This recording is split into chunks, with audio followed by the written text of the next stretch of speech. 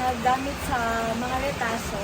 And yung mga retaso, kinukuha namin siya sa isang factory sa Tanza, Cavite. I've been doing this for almost 3 years now.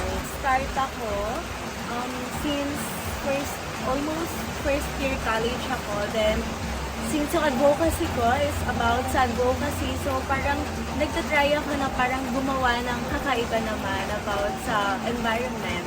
And I think malaking tulong siya sa environment natin since kumbaga nakakapag-recycle tayo.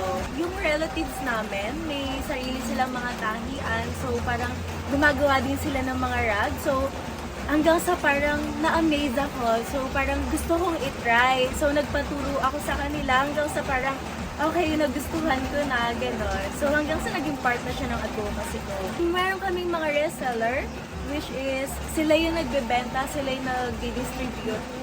So parang kami, binabagsak namin yung mga gawa namin sa mga resellers namin. Actually, binibenta namin siya for 3 for 100. Then yung mga reseller namin, binibenta nila ng 50 to 60 per piece. Kaya siya naging malaking tulong sa akin kasi since college, nakatulong na siya sa akin pang padagdag ng allowance ko. So, naging source of income talaga siya sa akin. So, malaking tulong siya. Naging part siya ng journey ko talaga sa college life ko. I do have pictures ko. Kaso nga lang, na-snatch ako ng phone. So, kumbaga, hindi ko na nakuha yung mga pictures ko before nung college habang gumagawa ako. Sayang, sobra. Nandun yung memories ko eh. Nandun yung pag-start ko ng paggawa.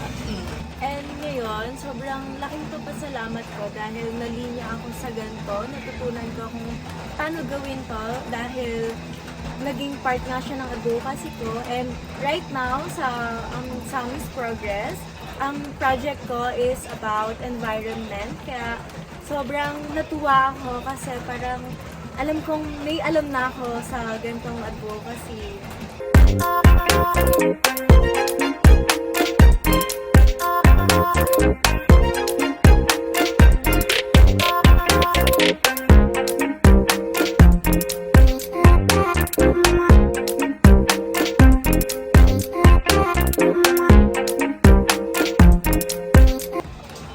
Eto po, kulang pa siya sa lining. So, kapag ito na yung finished products na yan. So, ito yung kapag tinignan mo, ayan.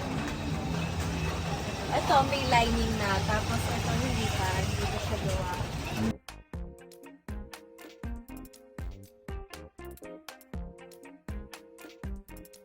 Ito po, 360. Then, meron kaming isang set, which is itong malaki, tapos may kasamang dalawang maliit. And binabagsak namin yon ng 560 pesos kapag isang set.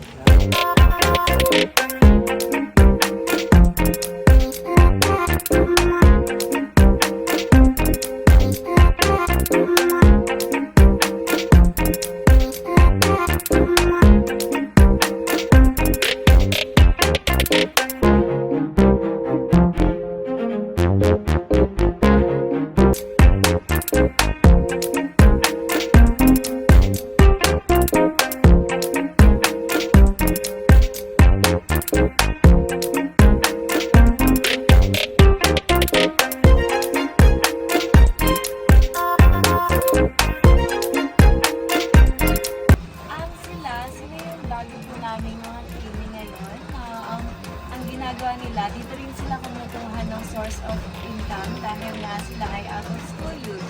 So, malaking tulong din to para sa kanila. Just like me, sabi ko nga kanina na nakatulong to sa akin sa pag-aaral ko.